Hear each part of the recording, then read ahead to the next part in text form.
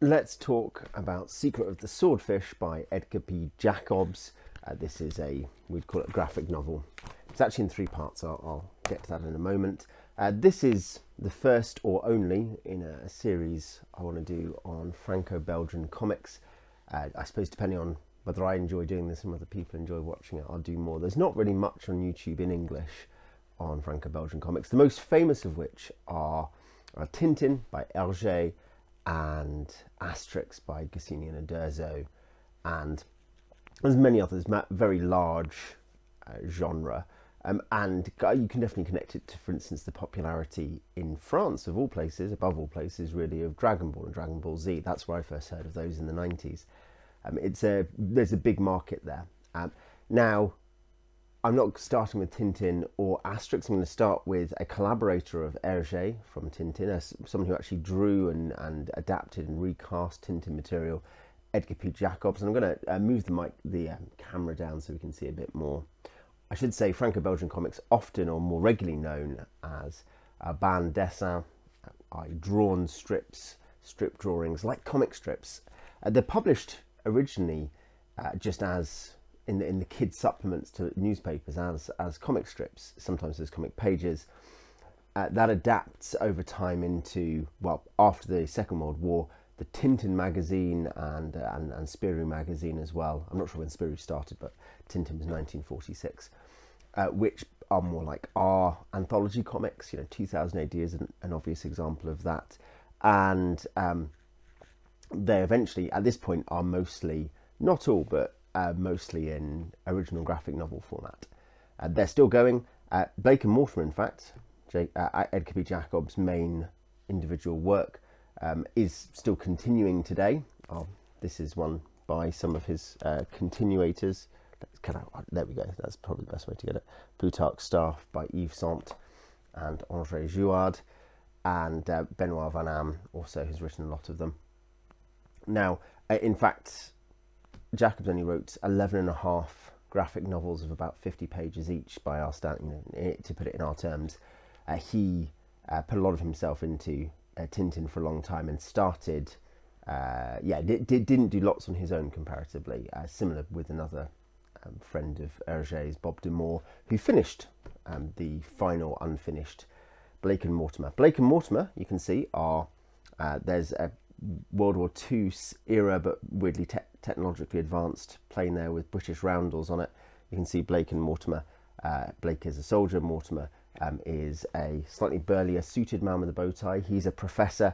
They are spies and scientists, a spy and a scientist respectively, and they get up to various adventures, often on behalf of Britain or connected with Britain, but not always, just as often doing entirely other things. Blake ends up senior in, I think it's MI5 rather than the SIS. But yes, this is the first set of stories, and you see it's in 3 volumes, about 150 pages then of art, more like a collected American graphic novel. 6 issues roughly of an American length comic book series. And this was the first Blake and Mortimer story. It has a prequel, Plutarch's Staff, and this is a direct prequel, so I actually read this before I read these. I intentionally did it that way. It also has a later in the timeline sequel called The Last Swordfish. There is stuff by the continuators around it, but this is how we started, and it's very much like it's sci-fi, the series as a whole, fantastical sci-fi, very much in our world. There are science fiction elements, often secret. And there's a lot of research that he did into how to design things and how to make things look good. Let's see if I can find, I think maybe it's in the first volume, but that he put a lot of effort into these things to work out whether things would look good or look right. For instance, here this is volume 3, you can see he had a scale model made of his planned plane, which weirdly, the Douglas X3 ends up later looking a lot like afterwards, after he designed that. He also has, Tintin has some of these same sci-fi elements, but this is a more adult series. This is a more sort of serious, maybe it's, let's say it's more for the teenagers buying the Tintin Magazine.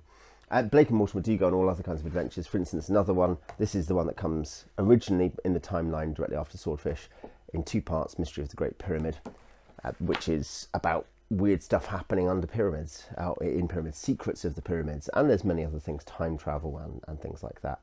It's in what it was dubbed in the 1970s the Lean Claire style, which is what you think of to do with Tintin, particularly of like big flat planes on faces, relatively in that sense unrealistic inverted commas faces with detailed backgrounds, and you can see a bit of that just more or less flicking through. You can see there's a lot of texture in the background, there's lots of details. You can see the machinery often has a high degree of realism. I think it's notable that I think it's Roger Leloup of Yokozuna, which is another Lean Claire Franco-Belgian series. He did the vehicles in a adaptation and updating of the album The Black Island for British publication, and the vehicles have lots of detail going into them. They get scale models made of them, so there's a sense of kind of quite cartoonish, not ridiculous, but kind of simple, clear figures for the characters in a very textured, realistic feeling world, in some respects at least, realistic in some respects. The Secret of the Swordfish specifically, it was criticised at the time for being very wordy, and it is, and I'll show you some examples of that if I can in a moment. But it's an adventure series. It's an adventure story in 3 parts. What happens is that sometime not long after World War II, presumably, a stand-in, I suppose, for the recently defeated Japanese, but perhaps also just as much kind of concerns generally about China in the East, takes over Tibet, which is a neutral and positive country, in fact, and uses Tibet as a base to start a world empire using its great technology and its nuclear weapons. And the good guys, i.e. everyone else, literally everyone else, has to go underground and fight back. And so, and the Swordfish, which we eventually see over here, is the one hope, the one secret weapon available that ends up being available and to really resist the Yellow Empire. There are things there some people find questionable. Race is not something which is generally speaking negatively portrayed in a way that some people might expect from the time, 1946 and thereabouts, and perhaps partly because Jacobs was personally very close to Hergé, and Hergé had undergone his own process of thinking about these things, quite famously actually, with when he started researching for a book in China called The Blue Lotus in the 30s.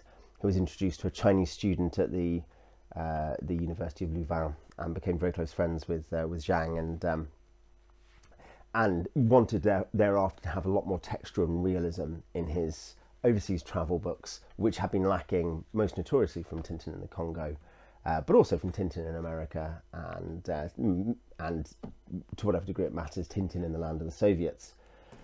So yeah, there is the main characters are Blake and Mortimer. There is also an admiral who is recurring and important as their commander. There is a Makrani fighter, a part of the British Empire at that time. Makran actually is just Pakistan, basically. A Makrani sergeant, I think he is, leading resistance fighters called Nasir, who's a very important character who recurs for many Blake and Mortimers and then recurs late in some of the continuations as well. And there's a bad guy called Colonel Ulrich, who is in most Blake and Mortimer stories as the bad guy. Let's have a look. I mean, one thing about this Lean Claire Tintin style is I did read someone say of Jacobs, he definitely adopts it. You can see, just look at Blake there, a lot less facial texture than in terms of using cross-hatching is the most obvious example, but in general facial texture than in many American comics of the same time. And again, here you can see it in portraits, and there is actually there's some cheating. He's using hatching for shadow there at the top of this portrait of Ulrich commanding some of the Yellow Empire's troops. But generally speaking, very clean panels. You can see just very clear backgrounds where there's not specific things meant to be in them. But I did see someone say of Jacobs that he, in a sense, doesn't do Lean Claire at all, because he uses so much shadow rather than open space, which is so characteristic of Hergé's mature style, which is what is followed by his close collaborators, Jacobs, Jacques Martin, Bob Dumont, and Roger Leloup, and the modern British artist Garen Ewing.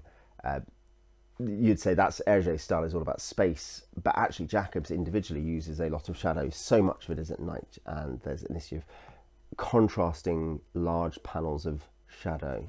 So I would see that as an adaptation of the same style, because it still relies on large areas of similar tone rather than, you know, I guess a more kind of more textured appearance. There's a lot of text. You can see this is very dialogue heavy. This is Nasir talking to them. There you got, I mean, this is the most obvious one, just ridiculous amounts of text. And some comic artists have always been like that, and certainly there are other Franco-Belgian BD writers who are like that. But I think it's probably fair to say that Jacobs at the time was considered to be overwordy.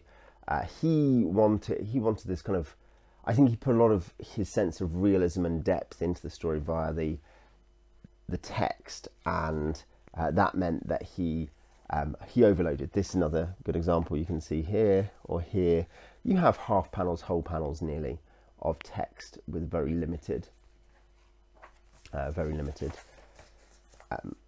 art. The art itself, though, is of a very high quality. I think that here's Ulrich with his modelled, in fact, on Jacobs himself. So you can see Jacobs, the characters were modelled on his friends, and Ulrich he modelled on himself. The art itself is a very high quality, and though it's worth kind of comparing to, this is Andre Jouard, who I think does a decent continuation style. You can see he relies, I think, this is Plutarch's Staff, which I showed before, the prequel to Secret of the Swordfish. He relies a bit less on shadow. There's still shadow and light passages. It's a slightly more modern, clean style, but you can see just next to each other, that may be due to digital graphic correction. You can see that both the models are very on, which is the bare minimum, but also there's just a little bit more natural variation and kind of human, I guess, the degree of human error, as you normally find in older comics. It's very nice, though. The machine designs, which are obviously one of his big things, you can tell in a lot of them, of his books, particularly though here. He also does robots and futuristic landscapes and things like that, and weird bits of technology fairly regularly. But here, particularly where it's, you know, a whole book, basically a whole normal length graphic novel about planes fighting each other. You've got the Yellow Empire planes and so on. You've got, is it Goldenrod? Their special plane, they escape on, and they're jumping out there. These are, I think, they're going to be, I think, Tintin Magazine covers. I don't think it says anywhere, but these are just portraits in this format, which aren't integrated. They are just repeating things that have happened, but are, yeah, just different portraits. From what I note in the Mystery of the Great Pyramid, these are, here these same kind of things are integrated rather more. I should say these are available in English from Cinebook. They are the translators. You can get them on Amazon. In Bushnell you can get them book to door. There is a classic, that's a very classic Jacobs scene, I think, with the shadow and the light. But yeah, that's a portrait, and that's integrated. But here they're not. They're just, I think they're just covers or standalones. That's one interesting thing, worthwhile thing to note when I'm talking about this is when I talk about, I'm saying this is available in English. A lot of stuff isn't. A lot of stuff is, Cinebook does do a bunch of stuff. Lucky Luke, Yoko Tsuno, and a number of other interesting series, Valerian.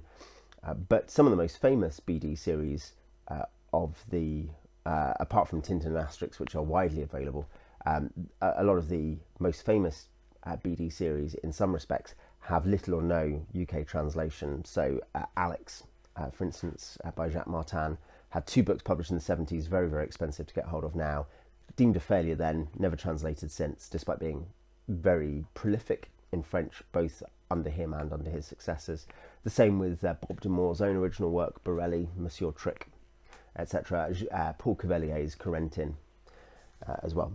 But anyway, this is available. It's also, there's a animated series of this made by the same people, Ellipse Nelvana, who made the Tintin animated series. So if you like that, you can watch. I think it's all on YouTube.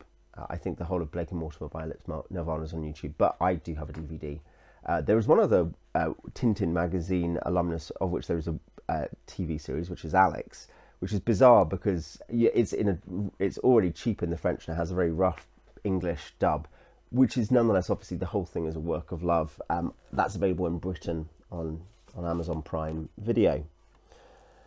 So yes, the designs are good, the art is good. It's overwordy here, and it's a little better in Great Pyramid, but I think it's pretty similar in Great Pyramid. Jacobs in general, I think, is a wordy writer, but he can have whole sections which are very action-oriented.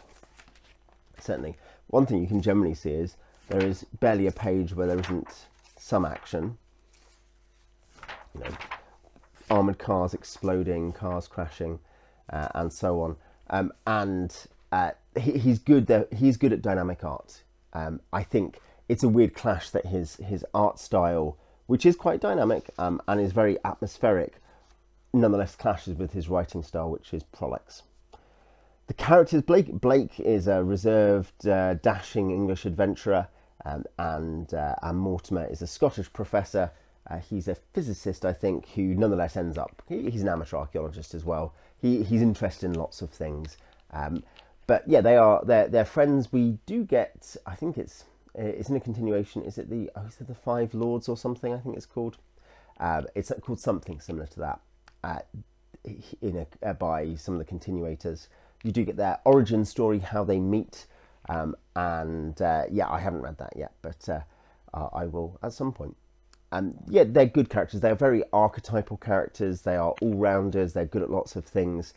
They're in the Tintin mould, in the sense that, or in a kind of Fleischer Superman mould, a 1930s and 40s Superman mould, of being relatively uncomplicated heroes. A lot of these popular BDs that are very old but still continue have kept to, with a little bit of nuance, a little bit more nuance, have generally kept to a more gung-ho style, a simpler, emotional style, which I value. I think it's important. I think it's quite nice to have stuff that's just easy, and I like that my kids can engage with it very easily despite being young. They love the Tintin, the Tintin and Blake and Mortimer cartoons, and they like looking at these books, the ones that I consider appropriate anyway, but generally speaking they're pretty appropriate for kids, I'd certainly say.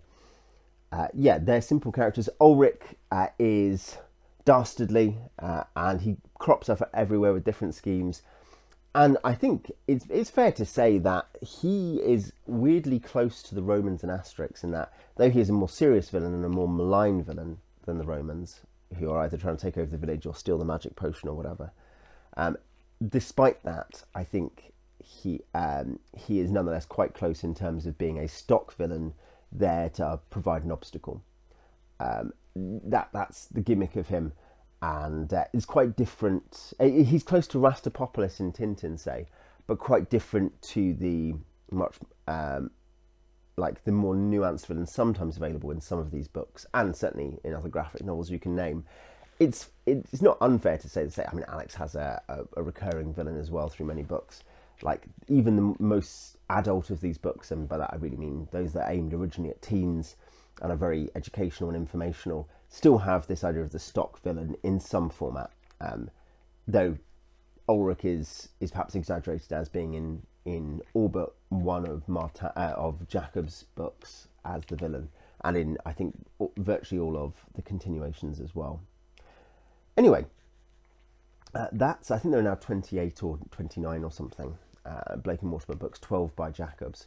Anyway, that's a kind of summary of I guess just what I think of it. It's thrilling, it's dashing, it goes all over the place. It goes into underwater bases, it's in the desert, it's in a city in implicitly Pakistan. It has all kinds of amazing technologies. Here, first volume is them escaping the nuclear war in Golden One or whatever it's called, and escaping to the resistance. Here is mostly set in, or much of it is set in and around a city, in the Pakistani city, and then getting away from that, and then getting to the secret base. And then this is the final act, which is the good guys strike back. This is the Empire Strikes Back, to use the famous Falklands War headline, as the got some wonderful portraits here. I say very dynamic, very dramatic. This is one of the most boys' own stories of them all, really, and Tintin is very boys' own. There's Delta Red, Ulrich's plane. You see, I think that Jacob said that he was going for the sort of the tailless plane styles that were becoming popular at the time, you know, in design. You can see some other Delta Reds at the back. Look at this last stand going on with Mortimer up on some strange ancient ruin. Yeah, so here you have the fight back. You have your swordfishes flying around. You have there's a fleet of swordfishes. You have battleships. You've got action in the base as they try to protect the base. And in this edition, it also has a little bit at the back, plus previews of other albums. It has a bit at the back about the design of the book and the history of the book. It also does have an original cover of Tintin there.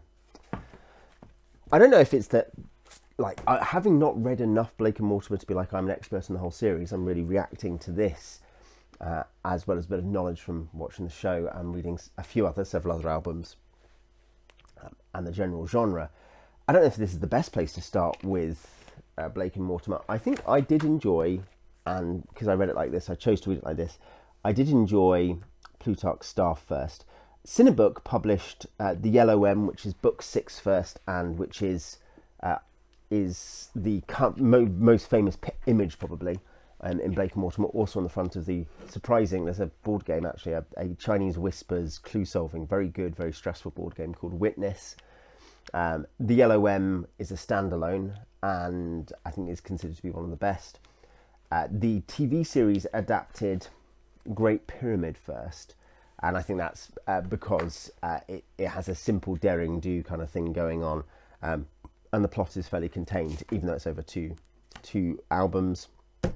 Secret of the Swordfish is sprawling and epic, and the TV episode was one of, though it's good, it was 2 episodes technically, the way they did it, 2 25-minute episodes. Though good, was one of the ones I stuck with me less. It's called Swordfish versus Delta Red, and I enjoyed it. Whereas this, I think I liked the epic scope. I'm not sure that makes it therefore the easiest to go to. Maybe go to Yellow M, or if you want to go chronologically, go to Yves Saint-Honoré Girouard's Plutarch's Staff. I really enjoyed it. It's big into the history of the period during the war. You get stuff at Bletchley.